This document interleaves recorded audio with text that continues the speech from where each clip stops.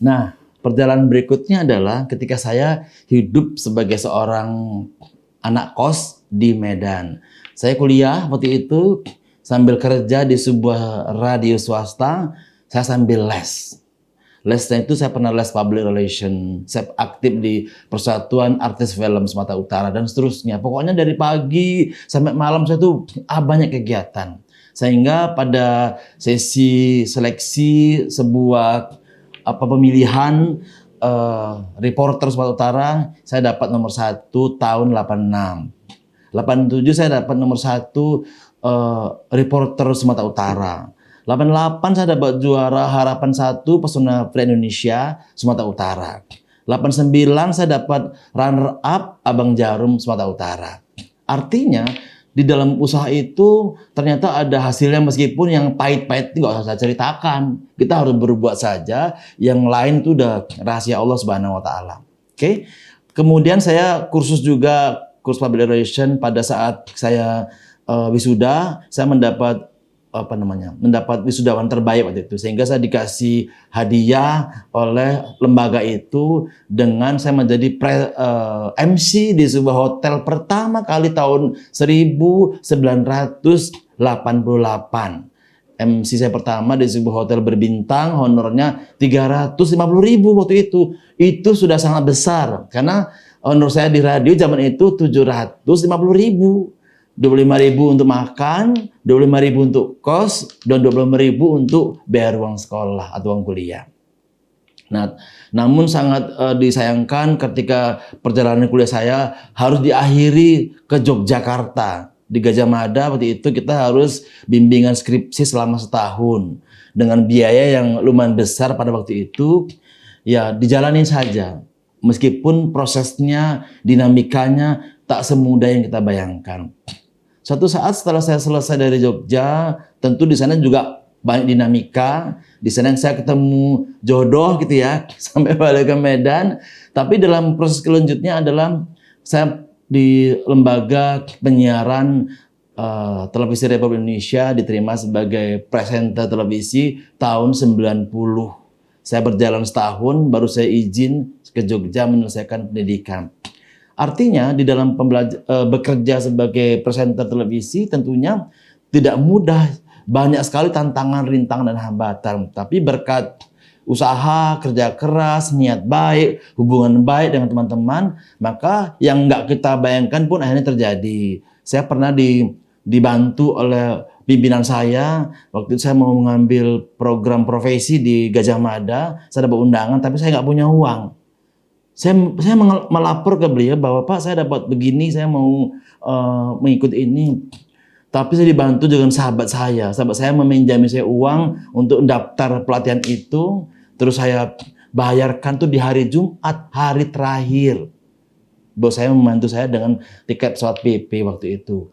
Ya alhamdulillah proses perjalanan itu sesuai dengan rencana. Sampai saya balik dari Jogja, saya punya sertifikat bisa mengurus izin praktek sebagai psikolog, dan tahun 1996 saya mulai mendirikan Biro Psikologi Marsha Putra Dewa di Ruko, Jalan Orion Medan, tempat praktek dokter spesialis THT dan dokter umum keluarga kita. Meskipun kantor itu di lantai 2 dengan sebelumnya lebih dari 15 tahun nggak pernah disentuh, jadi abunya itu segini tebalnya. Di dalam proses itu tidak mudah. Praktek psikolog waktu itu dengan modal nol besar, tidak punya apa-apa, modal jalan kaki, hanya semangat aja yang punya. Kita menganggap bahwa Biro Psikologi waktu itu hanya sebagai latihan atau bengkel. Dan cerita-cerita yang tak menyenangkan, kita mungkin sering mampir ke tulang kita. Orang yang anggap sebelah mata, memandang rendah, cerita, dan lain-lain lah.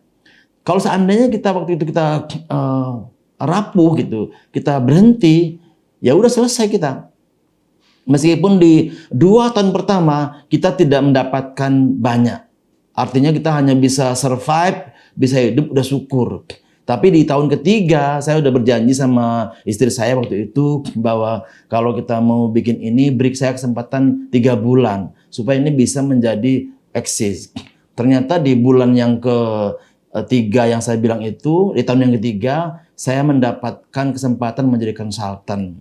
Sejak awal itu, Biro Psikologi Masa Putu Dewa selalu memposisikan dirinya sebagai konsultan SDM pendidikan di Sumatera Utara. Bahkan kita sampai dipercaya lembaga-lembaga besar yang memang bisa bertahan sampai 15 tahun di lembaga perguruan tinggi negeri di Politeknik Negeri Medan, kemudian lembaga-lembaga besar lain yang ada di Sumatera Utara, termasuk di beberapa sekolah unggulan Kemenak di Sumatera Utara. Saya sampai menangani di Payakumbuh, di Jambi, di Pekanbaru, Banda Aceh, kemudian ke Makassar, bahkan sampai ke Nabire. Proses berjalan itu semua tak terlepas dari supporting tim kita, doa anak istri, doa ibu saya yang sampai sekarang alhamdulillah masih sehat walafiat. Berkat doanya, berkat dukungannya, berkat supervisinya, kita tetap bertahan alhamdulillah sampai sekarang.